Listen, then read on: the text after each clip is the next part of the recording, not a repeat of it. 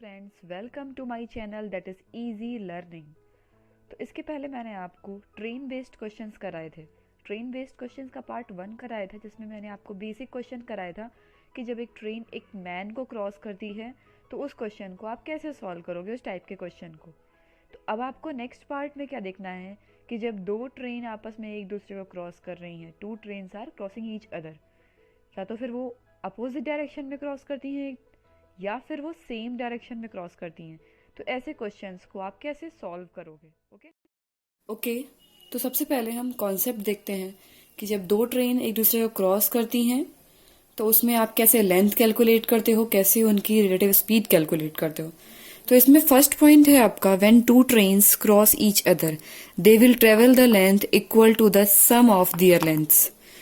कोई भी केस हो, चाहे वो अपोजिट डायरेक्शन में क्रॉस कर रही हो या सेम डायरेक्शन में, अगर दोनों ट्रेन एक दूसरे को क्रॉस कर रही हैं तो वो कितनी डिस्टेंस ट्रेवल करेंगी, वो डिस्टेंस होगी equal to the sum of their lengths.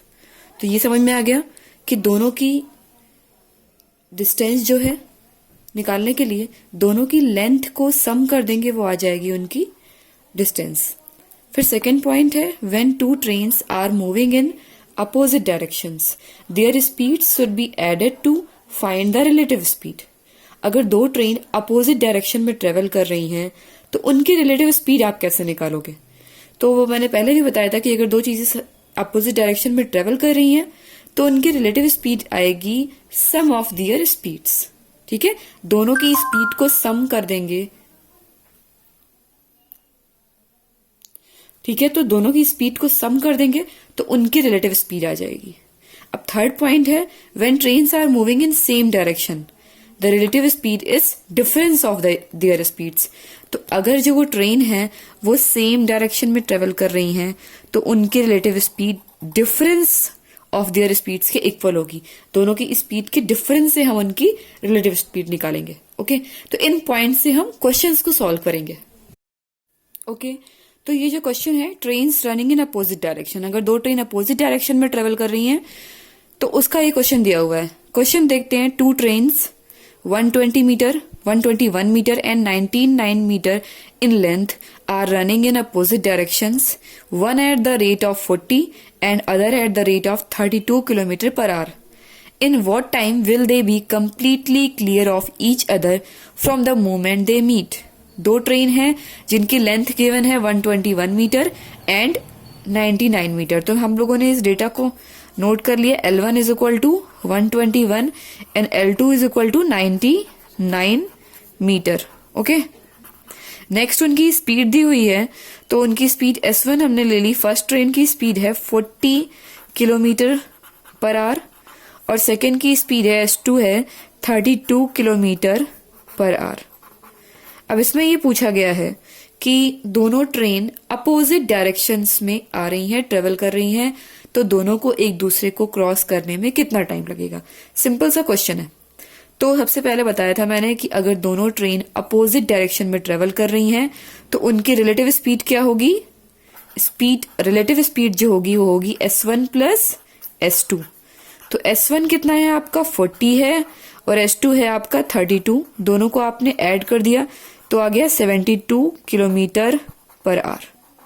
Okay, अब आप ये देख रहे हो कि जो स्पीड है वो किलोमीटर पर आवर में है और लेंथ आपकी मीटर में गिवन है, तो आप इस स्पीड को चेंज कर लो मीटर पर सेकेंड में। तो इसके लिए आप इसको 5/18 से मल्टीप्लाई करोगे तो ये आ जाएगा आपका 20 मीटर पर सेकेंड। ओके, तो ये आपकी आ गई रिलेटिव स्पीड।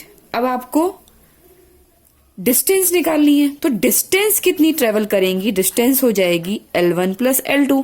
दोनों की लेंथ के इक्वल ही वो डिस्टेंस ट्रेवल करती हैं। L1 आपकी है 121 और L2 है आपका 99, तो यहां पर आ जाएगा आपका 20 मीटर। अब आपको सिंपल सा टाइम निकालना है, तो टाइम आपका क्या आएगा, distance by speed, relative speed. तो डिस्टेंस आपकी कितनी है 220 और रिलेटिव स्पीड आपकी है 20, तो आपने इसको डिवाइड कर दिया तो आंसर आपका आएगा 11 सेकेंड। ओके, तो ये क्वेश्चन हो गया आपका। ओके, तो ये नेक्स्ट क्वेश्चन है आपका, trains running in the same direction. इसमें आप कैसे करोगे? Two trains of length 121 metre and 99 metre and speeds of the 40 kilometre per hour and 32 kilometre per hour are running in same direction, in what time they will be clear of each other. दो train है जिनकी length पहले हमने note कर ली, L1 कितनी है 121 metre, L2 कितनी है 99 मीटर, स्पीड S1 है 40 किलोमीटर पर आवर, S2 है आपकी 32 किलोमीटर पर आवर। ओके, अब कोई भी केस हो, या तो फिर वो सेम डायरेक्शन का हो या अपोजिट डायरेक्शन का हो, दोनों ही केस में आप डिस्टेंस निकालोगे L1 प्लस L2 से। लास्ट क्वेश्चन की तरह 121 आपने लेंथ ली और 99 लिया, तो दोनों को ऐड करने पर आ गया 220 मीटर। ये हो गई इनकी डिस्टेंस। अब आपको इसकी रिलेटिव स्पीड निकालनी है ट्रेन की, तो रिलेटिव स्पीड सेम के केस में क्या होती है? डिफरेंस S1 डिफरेंस S2 आएगा इसमें, क्योंकि ये सेम का केस है, तो यहाँ पर जो रिलेटिव स्पीड आएगी वो डिफरेंस की आएगी। तो यहाँ पर आपने निकाल ली, इसमें S1 ग्रेटर है 40, S1 आपका ग्रेटर है, तो S1 माइनस S2 किया आपने, तो यहाँ पर 40 माइनस 32 करने पर आएगा 8 किलोमीटर पर आवर। अब ये किलोमीटर पर आवर में है और लेंथ है मीटर में, तो आपने इसको चेंज किया मीटर पर सेकेंड में, 8 इंटू 5/18 किया, तो इसको आप सॉल्व करोगे तो यहां पर आएगा 20/9 मीटर पर सेकेंड। ये आ गई रिलेटिव स्पीड SR। ओके, अब आपको टाइम निकालना है, तो टाइम क्या होता है? Distance by relative speed. Distance है आपकी 220 मीटर, 220 मीटर आपने पुट कर दिया, रिलेटिव स्पीड है आपकी 20/9 मीटर पर सेकेंड।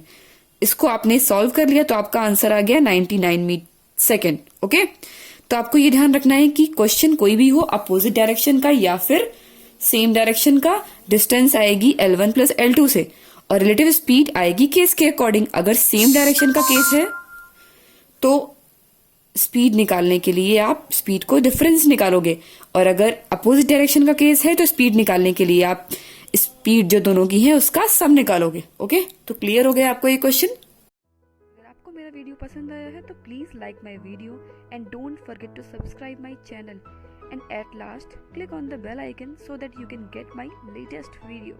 Thanks for watching.